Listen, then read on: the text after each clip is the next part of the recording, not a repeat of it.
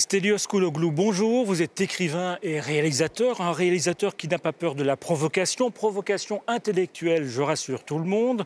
Vous êtes aussi un homme politique, député européen et membre de Syriza, le parti d'Alexis Tsipras qui est au pouvoir en Grèce. Alors, au bar de l'Europe, je vous ai servi une boule de Berlin. C'est aussi un petit peu de la provocation parce que Berlin, Merkel, c'est tout ce que vous détestez. Berlin que vous accusez d'avoir imposé l'austérité à la Grèce. Au fond, les difficultés politiques que rencontre actuellement Angela Merkel, ça vous amuse? Non, mais c'est un effet de boomerang. Ça veut dire les politiques qui ont provoqué la crise en Europe, ils sont finalement arrivé en Allemagne aussi. C'est la crise sociale et la crise politique dont nous avons déjà vécu. Plusieurs pays de l'Europe ont vécu la crise politique ou bien le déménagement du système politique antérieur, comme c'est le cas avec la France, par exemple, l'Italie, l'Espagne, le Portugal, presque tous les pays du Sud. Maintenant, c'est le tour de l'Allemagne. Et Merkel, vous priez chaque jour pour qu'elle ne parvienne pas à former un gouvernement? Non, non, pas du tout, parce qu'il n'y a pas une solution alternative. Le meilleur ici, à ce moment-là, serait un gouvernement de coalition entre les deux grands partis, en espérant que Mme Merkel, cette fois-ci, sera beaucoup plus influencée par les social-démocrates qu'elle était auparavant. Comment se porte la Grèce aujourd'hui, en 2018? Est-ce que ça va être l'année de la reprise? Ah oui, tout le monde dit ça. Il y a des indices comme ça. Et il y a aussi un sentiment du peuple que quelque chose change, que peut-être il y a une lumière au bout du tunnel. Mais quand même, la situation reste fragile et difficile aussi pour les gens.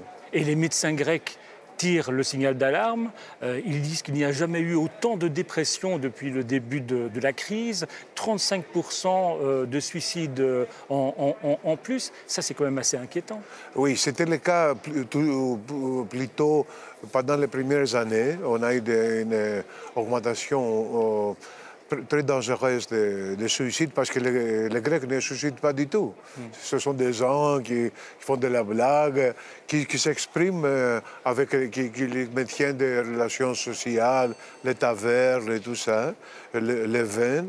Mais cette fois-ci, c'était grave. Mais maintenant, je pense que ça aussi va bien. Quand même, les services de la santé ont été beaucoup affaiblis par la crise. Et ça reste un grand problème. Alors, je vous montre une photo. C'est un Big Mac, symbole des États-Unis. Alors, vous n'allez pas pouvoir mordre dedans parce que vous avez voulu vous rendre aux États-Unis avec une délégation du Parlement européen et on vous a interdit d'entrer sur le territoire. Pourquoi? On vous considère comme quelqu'un de dangereux? Comme peut-être des terroristes, je ne sais pas. C'est complètement ridicule parce que... Non, mais ce n'est pas la première fois. Ce n'est pas la première fois. J'essaye à partir de 2010 de renouveler ma visa journalistique pour aller aux États-Unis. Pas de réponse. Pas de réponse, pas de réponse. Il y avait des protestations de la part des Reporters sans frontières, la grande organisation pour la liberté de la presse, des différents ambassadeurs, des journalistes, rien du tout. Mais cette fois-ci, ils étaient obligés, comme je faisais partie d'une délégation officielle du Parlement, j'étais obligé à s'expliquer pourquoi ils ne me donnent pas. Ils ont trouvé un motif, ils ont référé à un article sur le terrorisme, que ça veut dire que je suis suspect d'enlever un avion, de faire de hijack. Donc on vous accuse d'être capable de détourner un avion? De détourner un avion. Mais aussi c'est pas même si j'ai adopté une organisation, soutenu une organisation terroriste. Ce sont des accusations ridicules. J'ai fait une douzaine de documentaires et de films contre le terrorisme dédiés aux victimes du terrorisme en Grèce. Et votre dernier film, notamment, Mourir de rire, est un film qui est consacré, qui est dédié en quelque sorte à la rédaction de Charlie Hebdo. Oui, voilà. Alors c'est complètement ridicule. Ils sont fous. c'est américain, c'est nord-américain. Mais le problème de fond, c'est quoi, selon vous? C'est le fait que vous avez fait des films, des articles qui critiquent la politique américaine? Absolument, parce qu'à partir de 2004, à partir de la guerre en Irak, l'ambassadeur américain à Athènes a fréquemment, très souvent, protesté auprès du gouvernement grec pour mes documentaires, mes grands reportages. Il y avait et à la fin, c'était une discussion au bord du directeur de RTL, le service public de la télévision, qu'ils ont dit que ce type-là, selon les minutes officielles, que ce type-là provoque des problèmes entre notre gouvernement et le gouvernement des États-Unis. Un mois après, j'étais viré de la télévision. Alors, votre dernier film, Mourir de rire, c'est un film sur le rapport entre la politique et l'humour. Les hommes politiques manquent d'humour, généralement? Ah oui, il manque d'humour. Il a besoin davantage que les gens communs. Oui, je pense que oui. Et j'essaie toujours de faire entrer d'humour dans la politique en faisant comme ce film-là qui est à la fois drôle et tragique, parce qu'on parle aussi pour l'assassinat des amis de Charlie Hebdo, parce que je connaissais personnellement Sarb. J'ai travaillé avec eux, tout ça. Alors, Stelios Kouloglou, prenez une petite boule surprise avec une question surprise. Oui, je prends toujours... une rouge.